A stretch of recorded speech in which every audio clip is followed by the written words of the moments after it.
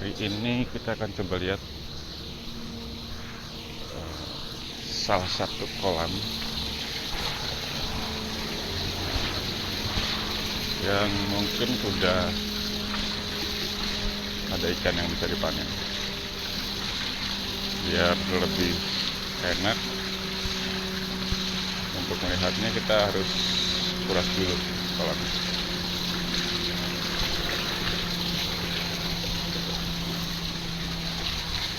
Kita buka keran ini untuk mengurasnya.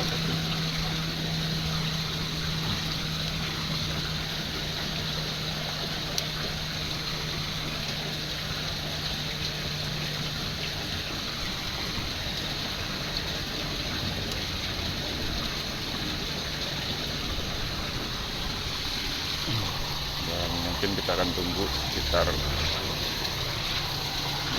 menit sampai air kolamnya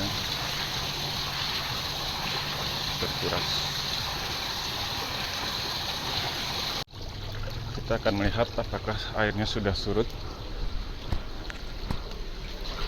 Oke, jadi ini terlihat airnya sudah surut ya. Jadi udah bisa kita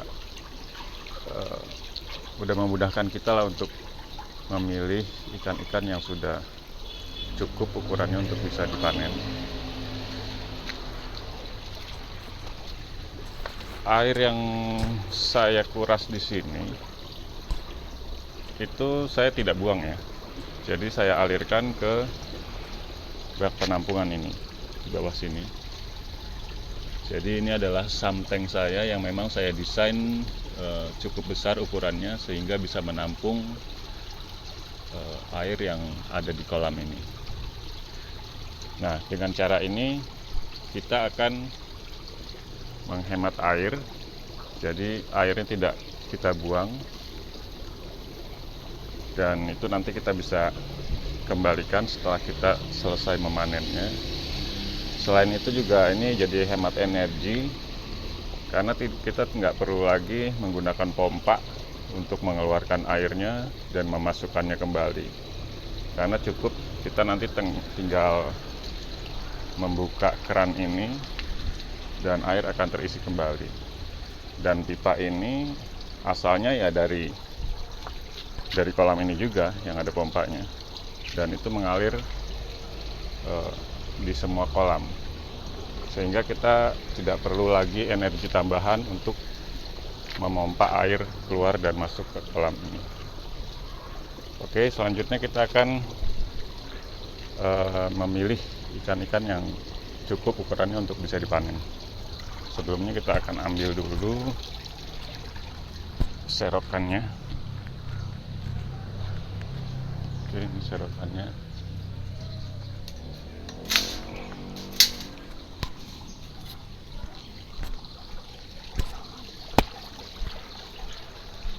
Nah, dengan cara ini kita nggak perlu masuk ke kolam ya, karena cukup panjang ukurannya, dan kita bisa mulai memilih ikan-ikan yang bisa dipanen. Di sini saya akan mengambil ikan-ikan yang ukurannya minimal 200 gram per ekor ya, atau sekilonya isi 5. Nah, ini contohnya. Ini kalau perkiraan saya ikannya sekitar 250 gram. Jadi saya akan coba timbang di sini. Di sini timbangannya sudah posisi 0. Kita akan coba masukkan.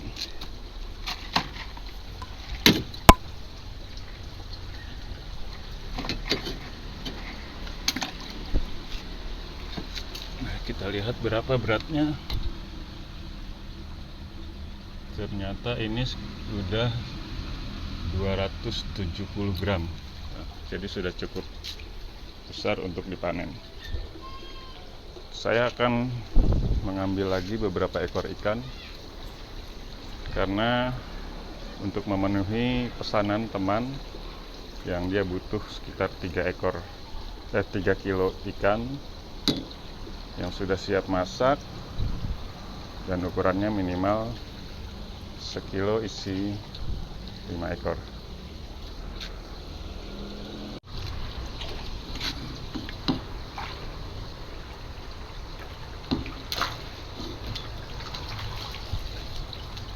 Dan ini adalah ikan terakhir.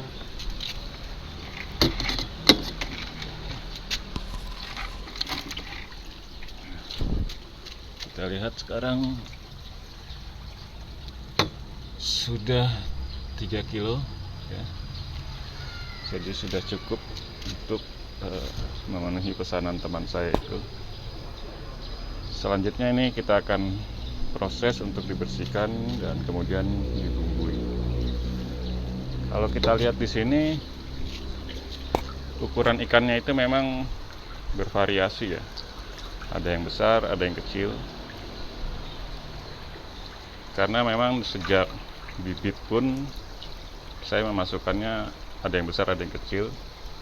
Kemudian ditambah lagi biasanya yang cepat besar itu adalah ikan-ikan yang jantan. Sehingga kalau kita mau budidaya dengan baik, seharusnya kita lakukan sortir ya, secara berkala gitu. Misalkan setiap sebulan sekali kita sortir, pisahkan yang besar dan yang kecil, sehingga nanti pertumbuhannya lebih merata. Nah, setelah kita panen, selanjutnya kita akan mengisi kembali kolam ini. Ya, caranya mudah aja, kita tinggal buka kerannya ini dan air akan mengalir kembali. Kemudian akan mengisi kolam ini sampai penuh. Dan jangan lupa kita juga harus menutup saluran kurasnya ini.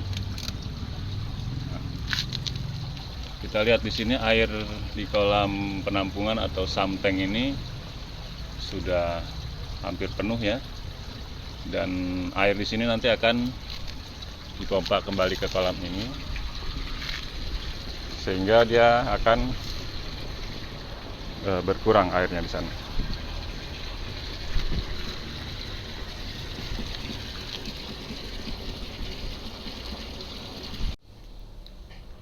Inilah ikan hasil tangkapan tadi. Jadi ukurannya rata-rata 250 gram atau 4 ekor untuk 1 kilonya. Dan ini ada 3 kilo sesuai pesanan. Ini yang kemudian akan saya proses atau saya olah untuk dibersihkan, kemudian dibumbui. Inilah ikan yang sudah berhasil dibersihkan, sudah proses dibersihkan. Kita lihat di sini isi perutnya juga sudah kosong dan sudah bersih. Selanjutnya kita tinggal membalurkan bumbunya. Setelah ikan ini kita bersihkan, dan ini kebetulan saya sudah tempatkan di wadahnya ya. Ini paket sekilo isi 4. Kemudian ini nanti akan saya kasih bumbu, dan ini bumbunya sudah saya siapkan, tinggal kita balurkan saja.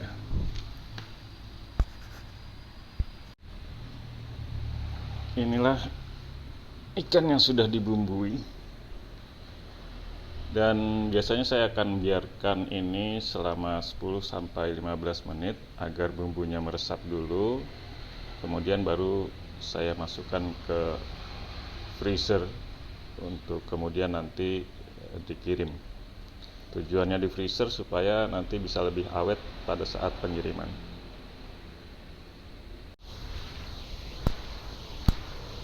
Sambil menunggu bumbu ikannya meresap, saya akan coba ngecek kondisi air kolam yang tadi habis dikuras.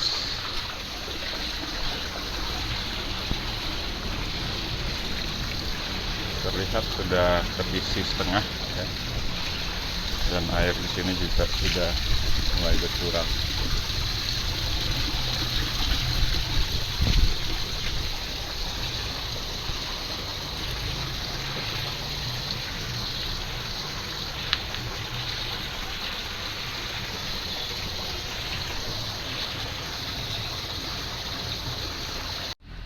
Setelah sekitar 10 sampai 15 menit, maka sekarang saatnya kita masukkan ikan ini ke dalam freezer.